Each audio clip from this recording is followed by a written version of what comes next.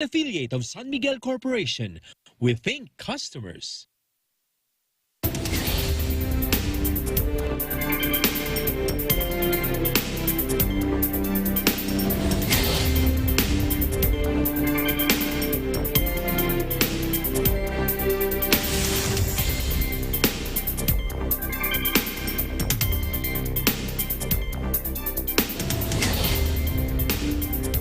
Hello, I'm Alma Angeles, and you're watching Eagle News International. And I'm CJ Hero. Welcome to our program. Now on to the headlines.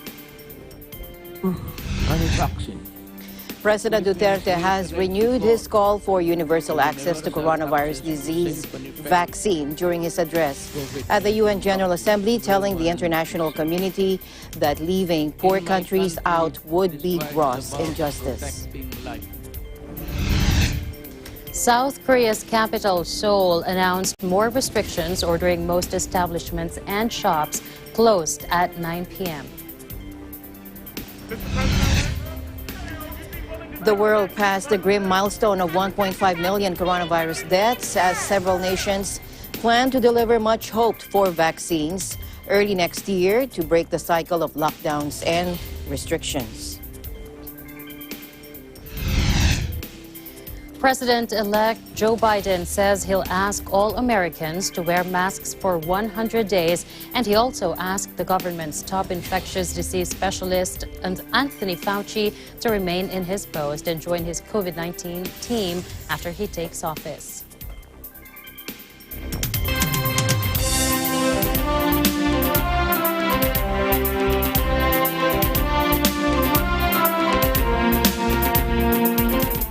President Duterte has renewed his call for universal access to coronavirus disease vaccine during his address at the UN General Assembly, telling the international community that leaving poor countries out would be gross injustice.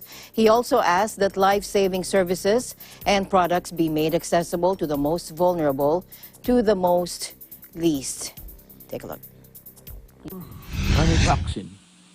Philippines reiterates the call for universal access for safe and effective COVID-19 vaccines and technologies. If any country is excluded by reason of poverty or strategic unimportance, this gross injustice will haunt the world for a long time. No one is safe unless everyone is safe. In my country, this fight is about protecting life while preserving the democratic values we have restored without violence. Mr. President, the end of this pandemic is still difficult to see, yet the broad outlines of the horizon are breaking through. It is never too early to think of a bouncing back strategy. The Philippines aims for a comprehensive and inclusive recovery with no one left behind. We are using all available socioeconomic instruments to protect our hard-won gains in development. Our recovery plan is built on solid macroeconomic and fiscal fundamentals, with a funding allocation equivalent to 9.1% of GDP. This pandemic has opened greener and more resilient pathways to growth and development. It has also laid bare how interconnected our societies have become. Now is the time to further strengthen our networks of solidarity and cooperation. Meanwhile, he reaffirmed that the Philippines will do its part by contributing to the pooling of global resources and helping other countries without preconditions. He also underscored Manila's strong support to the global medical and scientific initiatives of the World Health Organization, such as the COVAX facility an alliance to ensure access to the global COVID-19 vaccine supply. He also asked that life-saving services and products be made accessible to the most vulnerable, the most to the least. Meanwhile, he reaffirmed that the Philippines will do its part by contributing to the pooling global resources, helping other countries without preconditions. What we need to do is clear. First, we must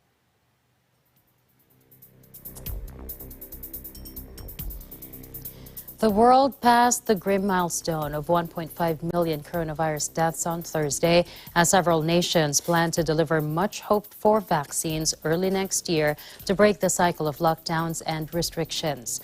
In an interview with CNN, U.S. President-elect Joe Biden said that on his first day in office, he would ask Americans to wear masks for 100 days to help reduce transmission of the virus that is again surging in the country with the world's highest number of deaths and infections. To build trust in vaccines after they are approved, the 78-year-old Biden said he was willing to be vaccinated in public, following up on similar commitments from former U.S. Presidents Barack Obama, George W. Bush, and Bill Clinton. The president-elect said he planned to use government authority, where possible, to issue a standing order for masking in federal buildings, as well as for interstate transportation, including on airplanes and buses. Biden also used the interview to say he had asked the government's top infectious disease specialist, Anthony Fauci, to join his COVID team and serve as a chief medical advisor.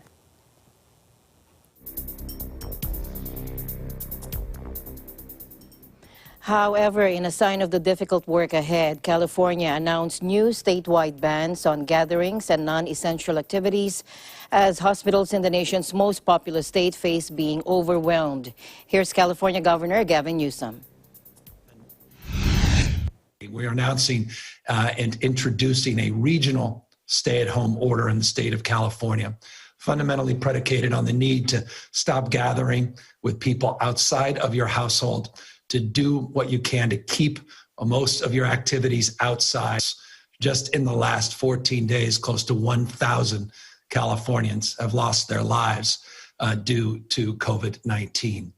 The bottom line is, if we don't act now, our hospital system will be overwhelmed. If we don't act now, we'll continue to see a death rate climb, more lives lost. When the region is placed in the stay-at-home category, that bars, wineries, personal services, hair salons, and the like will be temporarily closed for that 3-week period.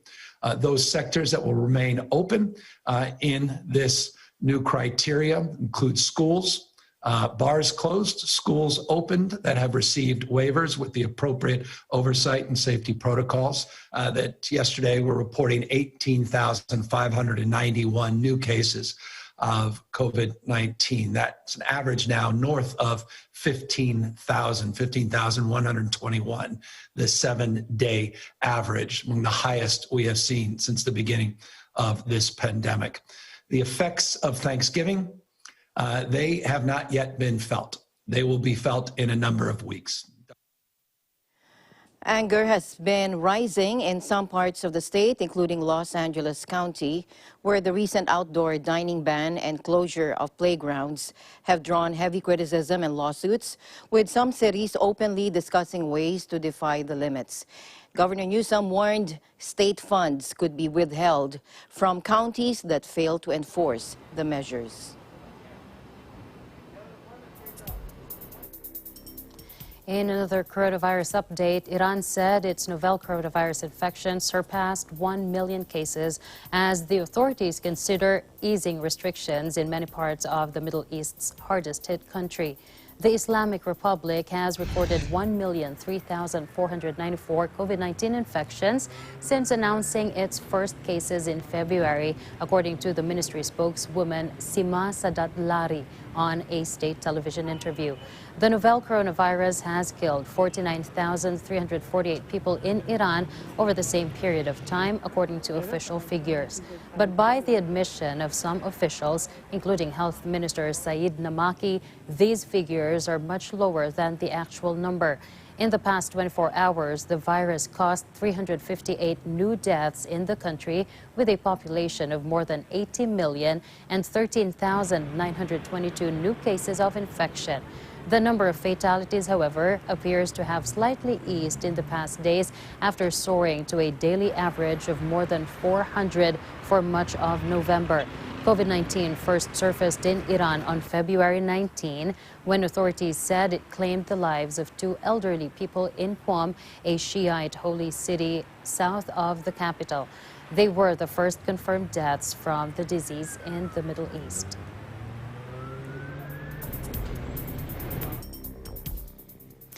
South Korea's capital, Seoul, announced more restrictions, ordering most establishments and shops to close at 9 p.m. They had also cut back public transportation operations by 30% in the evenings as daily coronavirus cases hit a 9-month high.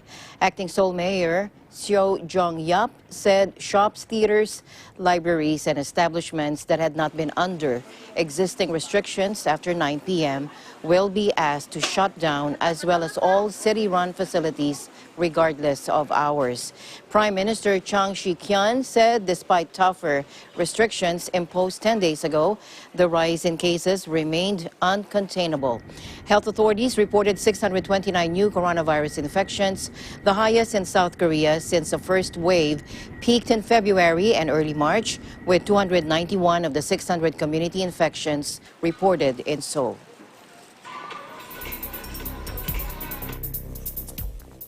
Meanwhile, Osaka governor announced that his county is in a medical state of emergency. Let's find out more from Lou Umelda from our EBC Osaka Bureau.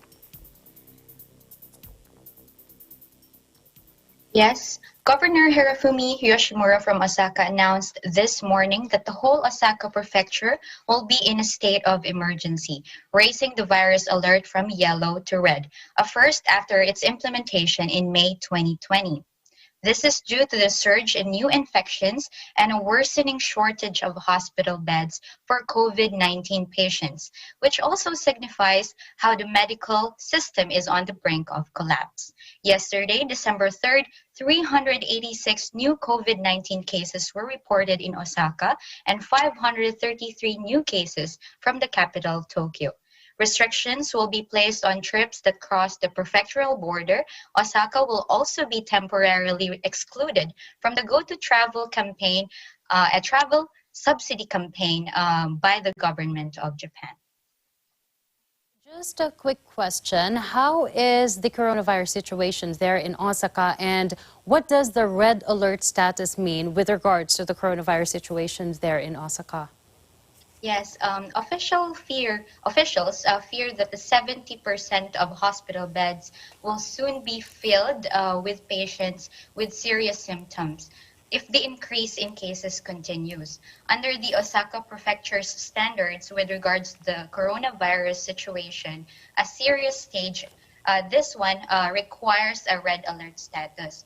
This red alert also means that the authorities request closures of facilities where an infection has occurred in, and that all residents are asked to refrain from non-essential outings from December 4th to December 15th.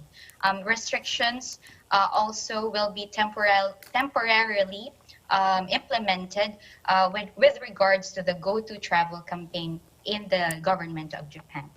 All right. Well, how is the compliance by the citizens? Do they follow it, or is there some kind of, complaining from the side of the citizens? Actually, it's part of the Japanese culture that they're very obedient to their government. So most of the Japanese citizens and also the foreign residents have to follow these restrictions and have to comply. All right. Well, it's good to hear that everyone is on board in trying to stop the spread of the virus there in Osaka. Thank you so much for your report. Please do stay safe out there. Yes, I'm Lou Melda from Japan, and we live in interesting times. Thank you. 4 people have been killed and 1 person injured after an explosion at a wastewater treatment plant in Bristol that could be heard more than a mile away. Joining us live from the United Kingdom is Erica Celestino. Hello, Erica. Hello, Alma, and thank you. Yes, 4 people died on Thursday when a chemical tank exploded at a wastewater treatment plant near Bristol in Western England, police said. 3 of the victims were employees of Wessex Water, while the 4th was a contractor. A 5th person was wounded in the explosion at the plant in Avonmouth, but their injuries were said to not be life-threatening. Police said the blast occurred in a silo containing treated biosolids before they are recycled as organic soil conditioners, and added it was not being treated as terror-related. Witness Jawad Borhan said there was a helicopter looking for missing people and that police closed a nearby road leading up to the plant. I heard the sound. I'm working beside the building in another warehouse. After 10 minutes, I saw the helicopter coming and the police, he said. Emergency services were called to reports of a large explosion at approximately 11:20 a.m. GMT, with fire services leading the rescue operation. Luke Gazard from Avon Fire and Rescue Service said the incident had been very challenging. Luckily, our local fire station is not too far from here, so we had crews in attendance very, very quickly, he said, and also added it is a terribly sad incident. Prime Minister Boris Johnson tweeted that he was deeply saddened to learn that 4 people have lost their lives. Our hearts go out to the victims' families, he added. Police reassured local residents that there was not believed to be any ongoing public safety concerns following the blast, but urged members of the public to avoid the area. Local MP Darren Jones tweeted, "I'm pleased that the situation has been contained and that there is no further risk to local people. There will be a full investigation taking place, but for now, we pay our respects to those who have suffered and lost their lives today," he added. A probe has been launched into the blast with the Health and Safety Executive. Back to you, Alma. Like a big one. A chemical explosion from a chemical tank. What was inside the tank, Erica? Yes, Alma. Well, the chemical tank which exploded was said to have been holding biosolids that are organic matter recovered from the treatment of sewage, which was due to be recycled as an organic soil conditioner. The plant was set up by Wessex Water in 2009 to operate under the name Geneco, and it treats more than 700,000 tons of waste every year. So the waste is transformed into usable products like biofertilizers and renewable sourced gas, and also electricity powering many thousands of local homes. So Alma, biosolids are treated sludge, a byproduct of the sewage treatment process.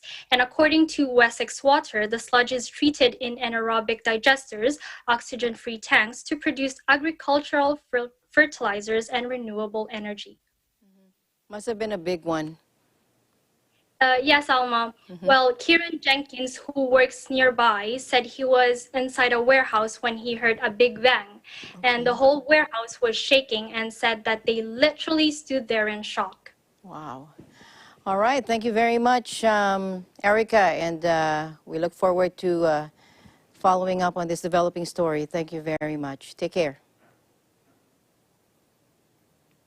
Reporting from London, United Kingdom, I am Erica Celestino. We live in interesting times. In other news, the Moderna COVID-19 vaccine, which the company says was recently demonstrated to have 94% efficacy, causes the human immune system to produce potent antibodies that endure for at least 3 months, a study showed on Thursday. Researchers at the National Institute for Allergies and Infectious Diseases, which co-developed the drug, studied the immune response of 34 adult participants, young and old, from the first stage of a clinical trial. Writing in the New England Journal of Medicine, they said that the antibodies which stop SARS-CoV-2 virus from invading human cells declined slightly over time as expected, but they remained elevated in all participants 3 months after the booster vaccination. The vaccine, called mRNA-1273, is administered in 2 injections given 28 days apart.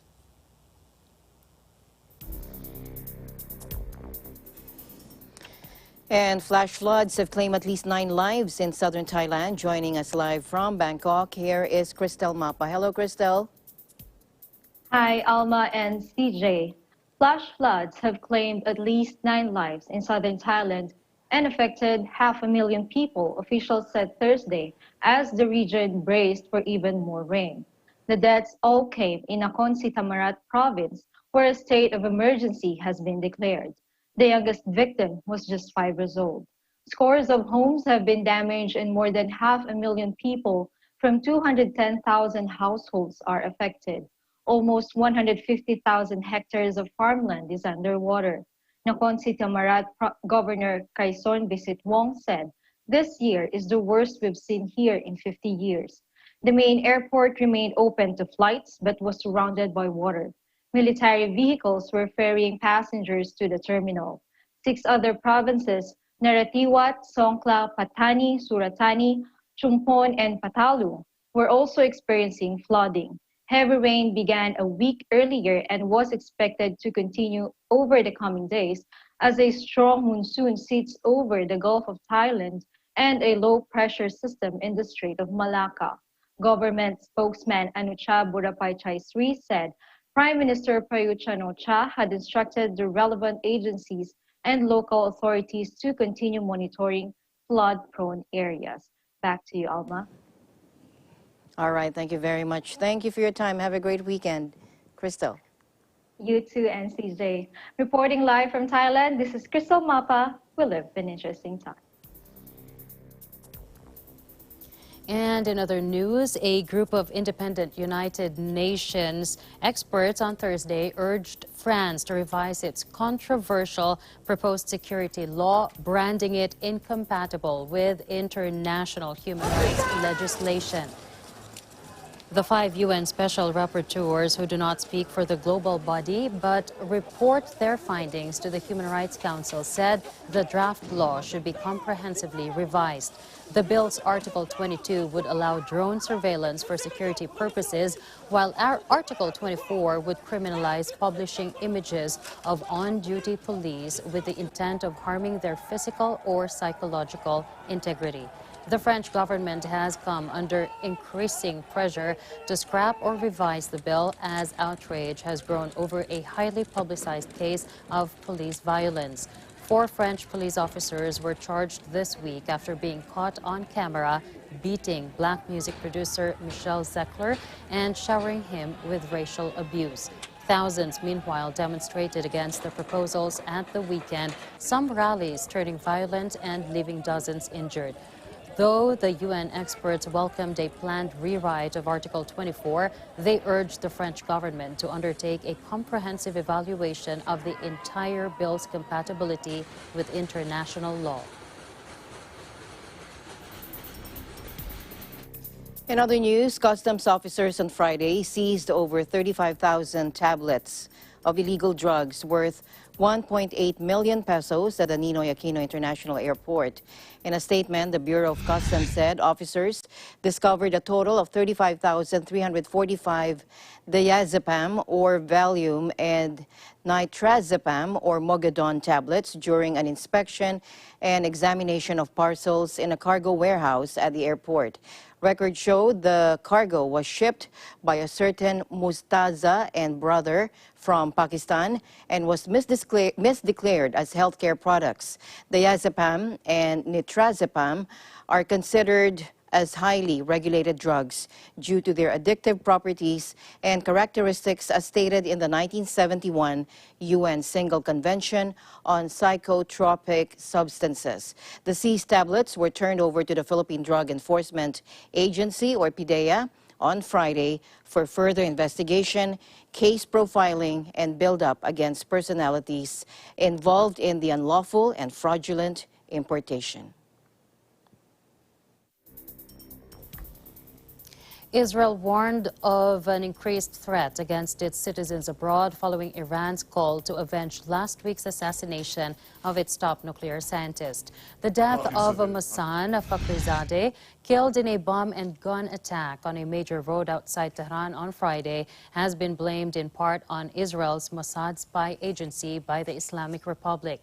The Israeli Foreign Ministry said, in light of recent threats from Iranian elements, we fear that Iran may attack Israeli targets. It warned of possible attacks against its nationals in Africa and in countries geographically close to Iran, citing Georgia, Azerbaijan, Turkey, the Kurdish region of Iraq, the United Arab Emirates, and Bahrain. The National Security Council, citing attacks already carried out in France, Germany, and Austria, said the global jihad organizations, especially the Islamic State group, are demonstrating high motivation to carry out terrorist attacks. Bahrain and the UAE normalized ties with Israel in September, and commercial air links were established between Dubai and Tel Aviv late last month. Prime Minister Benjamin Netanyahu on Thursday accused Iran of having taken advantage of its international nuclear deal, which allowed economic sanctions to be lifted before they were reinstated and toughened by U.S. President Donald Trump in order to extend its influence in Iraq, Yemen, and Syria. U.S. President-elect Joe Biden has signaled his intention to resume dialogue with Iran. Iran's Foreign Minister Mohammad Javad Zarif on Thursday called on Biden to once again lift the sanctions against his country while excluding any renegotiation of the 2015 nuclear deal. And also, not coincidentally, Beijing lashed out at a claim by the U.S. intelligence chief that China is the greatest threat to democracy and freedom worldwide, calling it a hodgepodge of lies. The war of words comes as relations between the two superpowers have spiraled to their lowest point in decades, and as Washington unveiled travel restrictions for members of the Chinese Communist Party. U.S. Director of National Intelligence John Ratcliffe said in a Wall Street Journal opinion piece on Thursday that Chinese spies were using economic pressure to influence or undermine U.S. legislators. The People's Republic of China poses the greatest threat to America today and the greatest threat to democracy and freedom worldwide since World War II, he wrote. Now Beijing hit back angrily on Friday. Ratcliffe only continues to repeat lies and rumors to slander and discredit China and wantonly play up the Chinese threat, according to Chinese Foreign Ministry spokeswoman Hua Chunying. And she said, I think this is yet another hodgepodge of lies that the U.S. government has been cooking up lately. Now, Hua also accused the U.S. of being engaged in a Cold War mindset, advocating major power competition and wantonly expanding its nuclear weapons arsenal. The world's two biggest economies have traded blows over the coronavirus pandemic, trade and technology competition, espionage, human rights, and media freedoms under U.S. President Trump's tenure.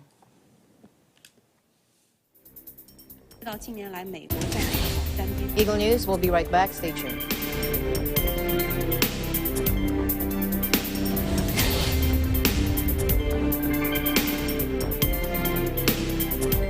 This portion is brought to you by RJK Services Manpower Agency Corporation.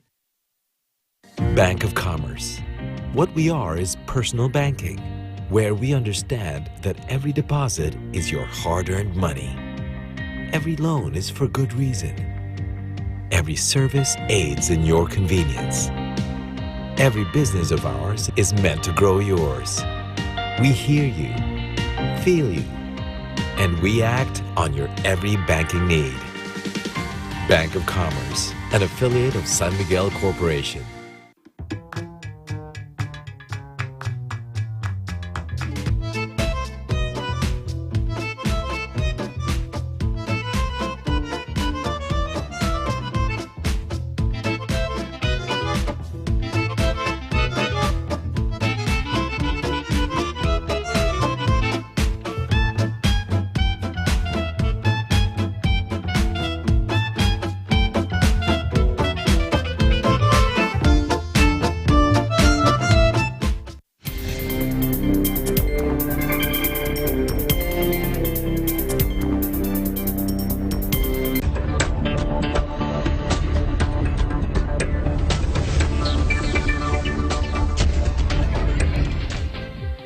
Welcome back to the news. COVID-19 is likely to drive down wages in the near future, the UN Labor Organization, or ILO, said in a report published on Wednesday.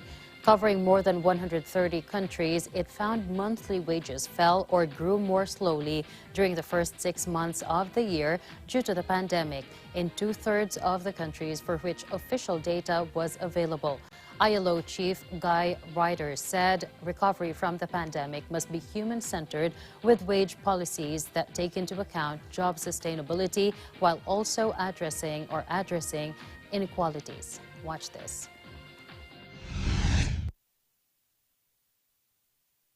What the report shows us in the years leading up to the pandemic's arrival, real wages were growing between 1.6 and 2.2% per year. But the pandemic has exerted strong downward pressure on wages. Either we've seen decreases or we've seen slower growth of wages. I think what we can draw from this report is that wage policy has to be a central part of the process of recovery. And we want to see a human-centered recovery. So we need balanced and appropriate treatment of wages. What does that mean? Well, it means looking at minimum wage policy, and our report focuses strongly on minimum wages. It's encouraging to see that minimum wages are still being adjusted by most countries in line with normal processes. But with the turbulence, with the withdrawal of some of the government measures of job support, enterprise support over time, we have to expect that wages are going to come under pressure, and we have every interest in making sure that wages do not become, in a sense, a further victim of the pandemic, but rather become agents of this human-centered recovery.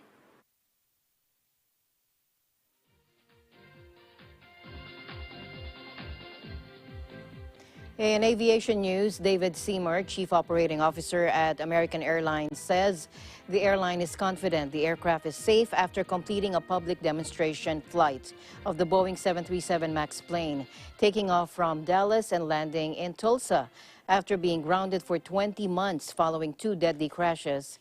U.S. air safety officials in mid-November cleared the MAX to return to service following changes to the plane and pilot training protocols. Take a look.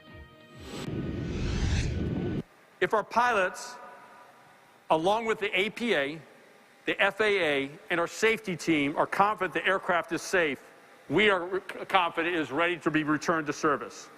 We've implemented rigorous processes to ensure every plane in the air is safe, and our pilots, our flight attendants, our team members, and our customers are confident in the return of the 737 MAX. The pilots at American Airlines have taken this aircraft and embraced it and done everything to work closely with our tech ops teams across the board to make sure that this aircraft is ready for your family, for my family, and all of our loved ones to get on board. I'm proud to have flown this airplane last night. I flew it again this morning. I will fly this airplane constantly. I believe in this product, and I believe in the work that our team has done with the work of the FAA and Boeing. Well, I feel very confident flying the MAX again. The information that we've received from Boeing on the systems changes, and as well as along with the training, the CBTs that we've taken, and the simulator events that we've got to actually get in the sim and try out and see kind of how these how the different reactions occur from different events has really been very beneficial for us. And I feel after all of our pilots take that training, they'll feel the exact same way.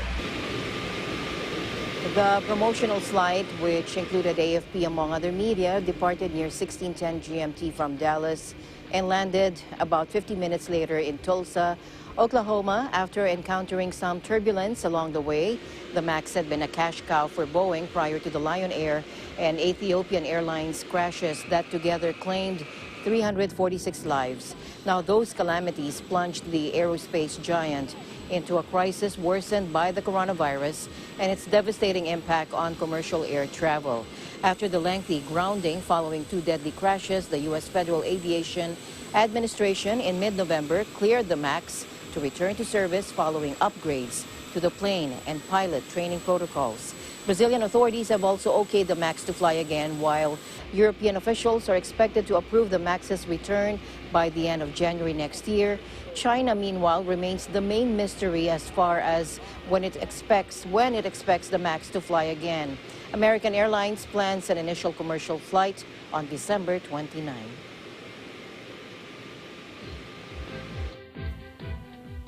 In a related news, Boeing picks up its first major order for the 737 MAX since the aircraft was grounded for 20 months following 2 fatal crashes as Irish no-frills airline Ryanair signs a deal to acquire 75 of the planes. The announcement brings the Dublin-based company's total order to 210 737 MAX aircraft with a total value of over $22 billion. Let's watch this. Changer. We're going to commit to taking 210 firm aircraft, and we're going to compress that order, so we're going to take them faster over the next 5 years.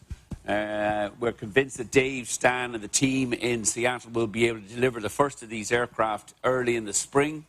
We're hoping to get between 25 and 30 of these aircraft in time for the summer 21 flying season in Europe, when we believe the combination of vaccines and these new aircraft will enable us to begin to return to growth in Europe. This aircraft order will enable us to grow to 200 million passengers a year across Europe over the next 5 years.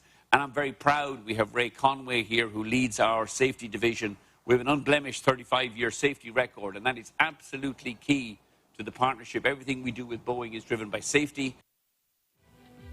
Ryanair's order follows a near 2-year grounding of the jet after 2 fatal crashes that together killed a total of 346 people. The MAX aircraft had been a cash cow for Boeing prior to the fatal Lion Air and Ethiopian Airlines crashes in 2018 and 2019, respectively.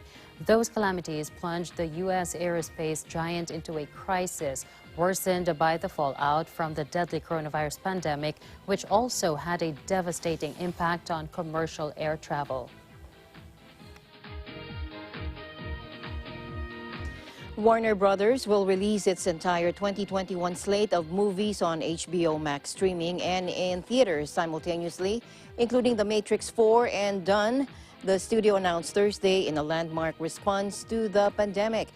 The decision, which immediately sent shockwaves through the movie industry, follows Warner's previously announced move to release Wonder Woman 1984 on December 25 via its streaming platform at the same time as the big screen. Industry analysts had widely expected that gamble to be a one-off, at least until its success or failure could be assessed. Thursday's announcement means that strategy has already been extended to at least 17 titles, including the much-anticipated Sopranos prequel, The Many Saints of Newark, and DC superhero sequel, The Suicide Squad. Warner. A light aircraft has made a dramatic emergency landing on an interstate as cars cruise down the highway at night. Take a look.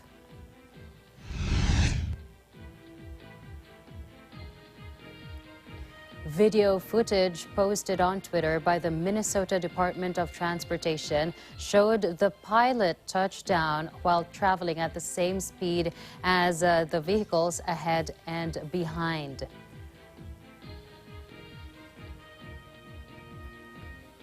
The single propeller plane appeared to have suffered an engine failure, according to the Ramsey County Deputies Federation in a Facebook post, alongside images of the craft or the aircraft smashed into the hood of an SUV. As we can see in the video, we have it there landing.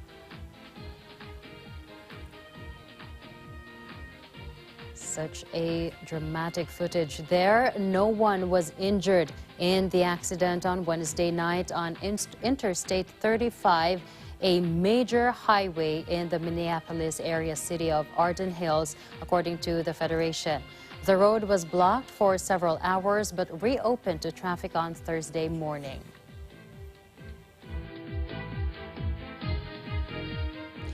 In other news, thousands of Indian farmers protesting against new farm laws are continuing to block highways leading to the capital Delhi in a bid to force the government to back out of new laws, which mean growers are free to legally sell their produce anywhere in India instead of receiving guaranteed prices from state-run markets. Take a look.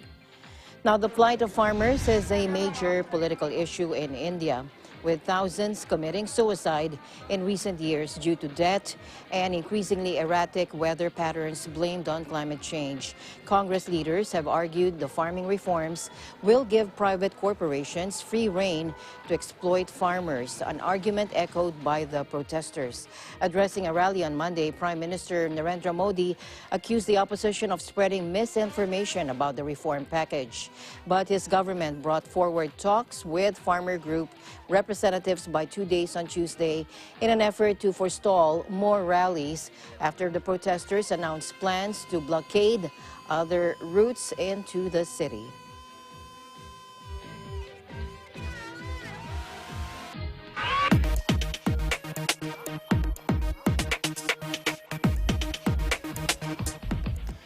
Call it a special delivery. After 6 years in space, Japan's Hayabusa 2 probe is heading home, but only to drop off its rare asteroid samples before starting a new mission. The fridge-sized probe, launched in December of 2014, has already thrilled scientists by landing on and gathering material from an asteroid some 300 million kilometers or 185 million miles from Earth. But its work is not over yet, with scientists from Japan's space agency JAXA now planning to extend its mission for more than a decade and targeting 2 new asteroids. Before that mission can begin, Hayabusa 2 needs to drop off its precious samples from the asteroid Ryugu, or Dragon Palace in Japanese. Scientists are hoping the capsule will contain around 0.1 grams of material that will offer clues about the solar system.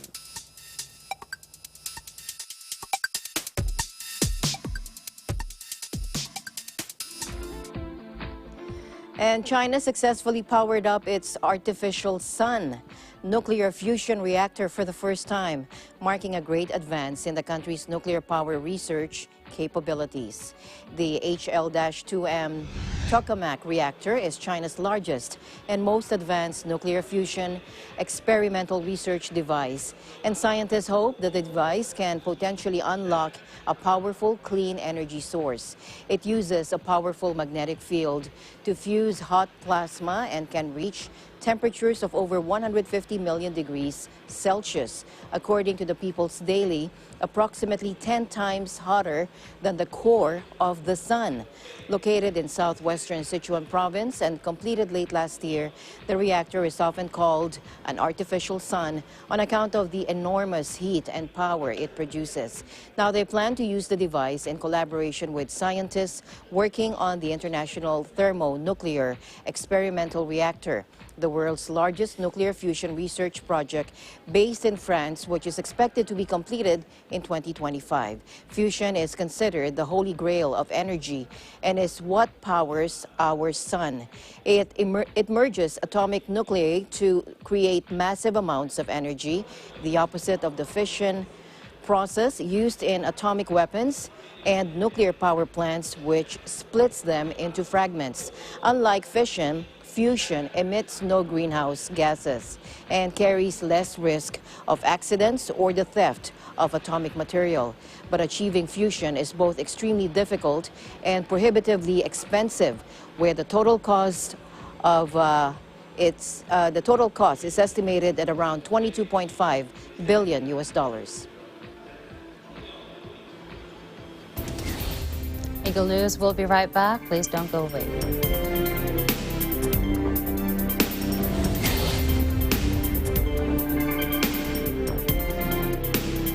This portion is brought to you by Canrev Corporation, your ventilation and air conditioning specialist. Services offered: supply and installation of elevators, escalators, air conditioners, ventilators, jet towel hand dryers, generators, access control system, factory automation and modernization.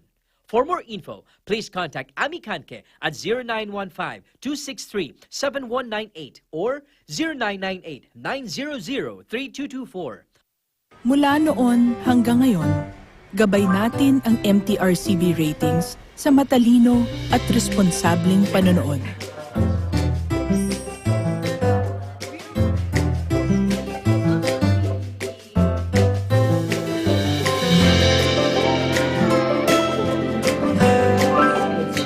Sa tamang pagsunod sa MTRCB ratings, ginagawa nating ligtas at makabuluhan ang panonood ng bawat miyembro ng pamilyang Pilipino. Lumipas man ang panahon, hanggang may pamilyang Pilipino, andyan ang MTRCB.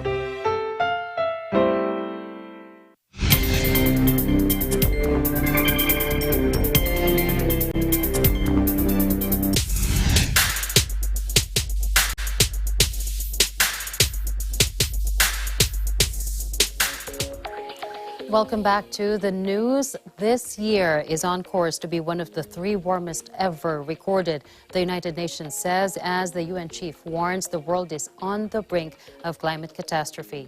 The past 6 years, 2015 to 2020, are set to make up all 6 of the hottest years since modern records began in 1850, the UN's World Meteorological Organization said in its provisional 2020 state of the Global Climate Report. Watch this.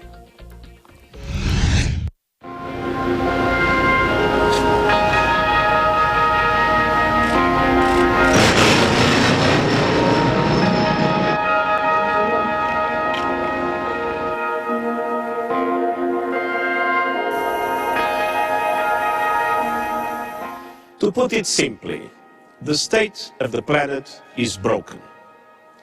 Dear friends, humanity is waging war on nature. This is suicidal. Nature always strikes back, and it is already doing so with growing force and fury.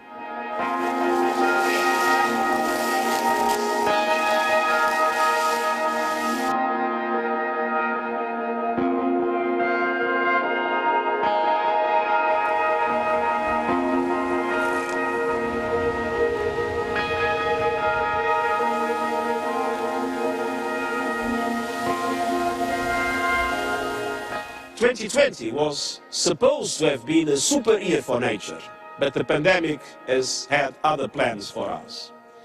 But now we must use 2021 to address our planetary emergency.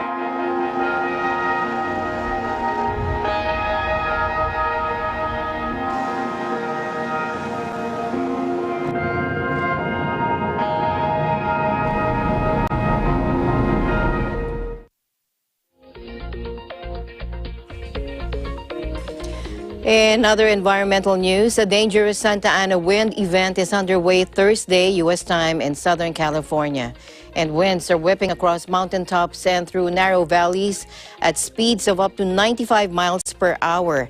Amid a surge in coronavirus cases that have prompted officials to advise L.A. residents to stay at home, the fires are forcing thousands to make hasty evacuations. Orange County Fire Authority Captain Tan Nguyen said crews were scrambling to stay ahead of flames that jumped major roads.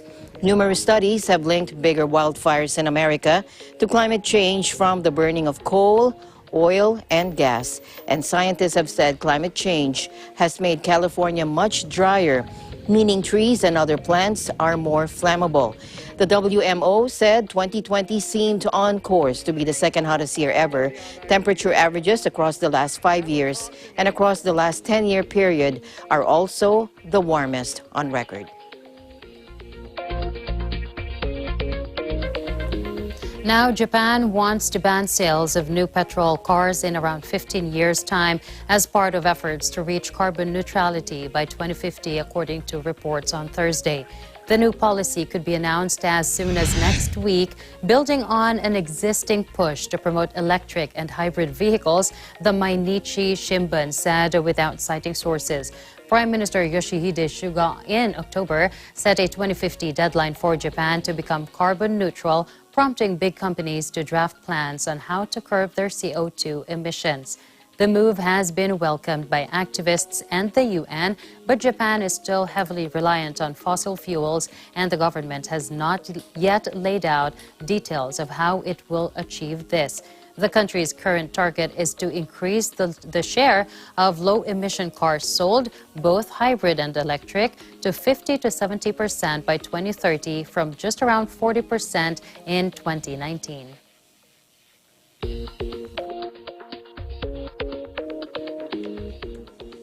In other news, the sounds of squeals, laughter, and electronic music filled a skating rink in Hong Kong Central Park as roller skaters gathered for their weekly glide. The buzz that had been missing in the city's rinks for decades is now making a comeback. Take a look.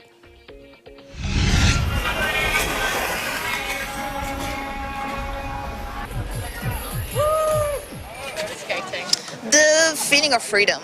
You know, the wind in my hair and then just go and skate and meet the whole community. That's so nice. So it's literally been the only upside so far this entire 2020.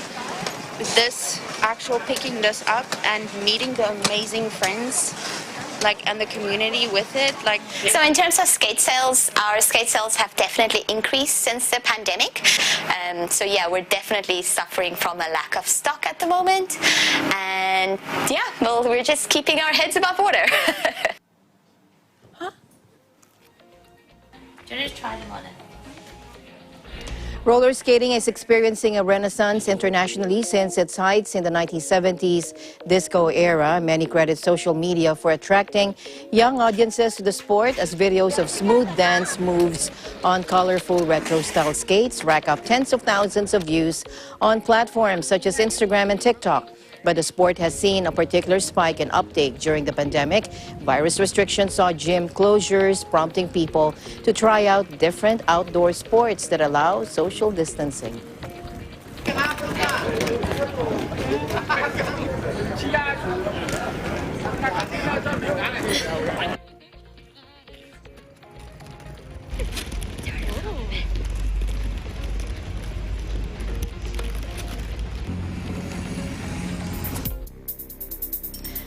All right, and joining us now from Spain is Beverly Madrid. Hello, Beverly.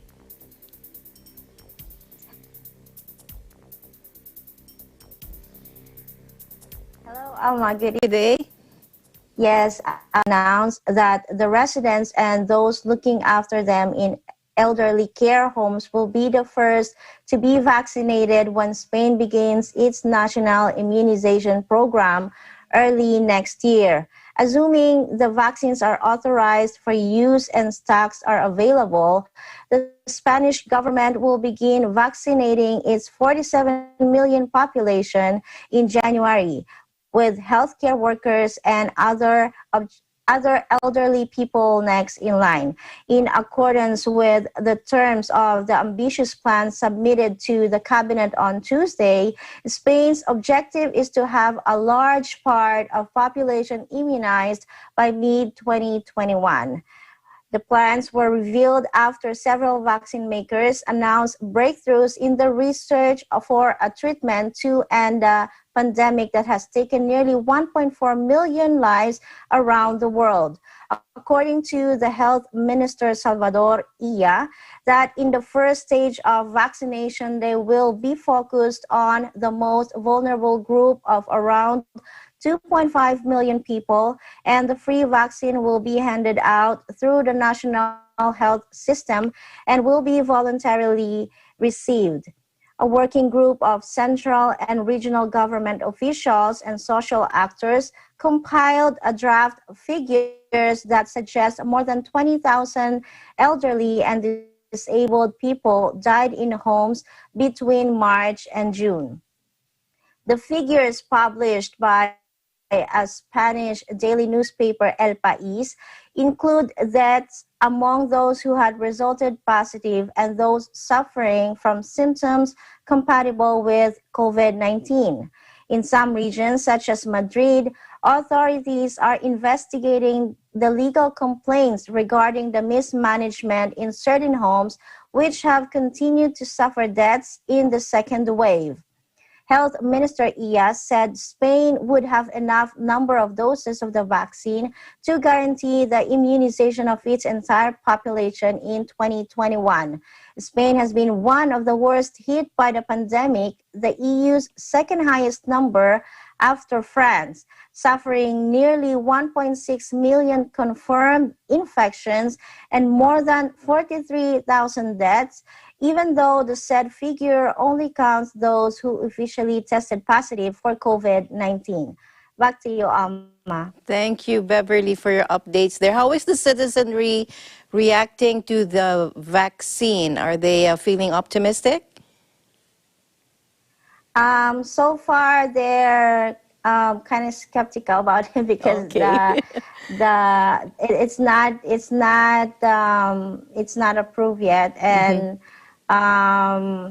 we'll see. Well, they're skeptical because yes, we'll see what they say and what the government of Spain will how to implement the said vaccine.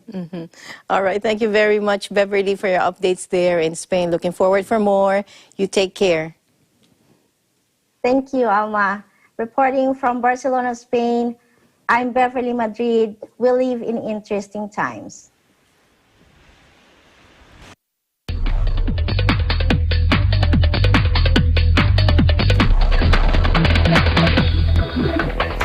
Off to a news about someone who has one less problem with the quarantine. Lockdown home haircuts hold no fear for gorgeous George Clooney. Take a look. Now, the Silver Fox Hollywood star revealed that he has cut his own hair for the past 25 years with a quirky gadget which attaches to a vacuum cleaner. The $50 Flowbee has been the butt of jokes since it appeared on late-night television ads in the late 1980s.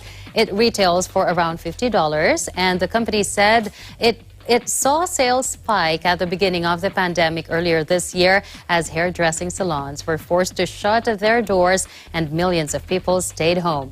Clooney swears by it.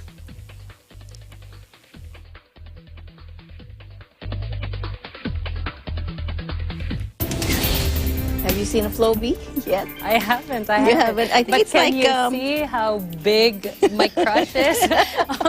George Clooney. A lot of people are going to buy Flowbee now. I am going to be checking it out for sure later on.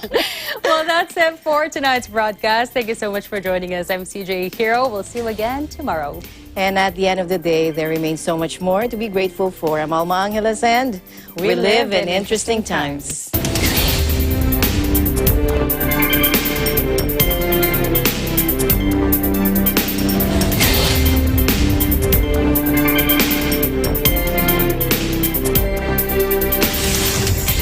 This program is supported by Bank of Commerce, an affiliate of San Miguel Corporation. We think customers.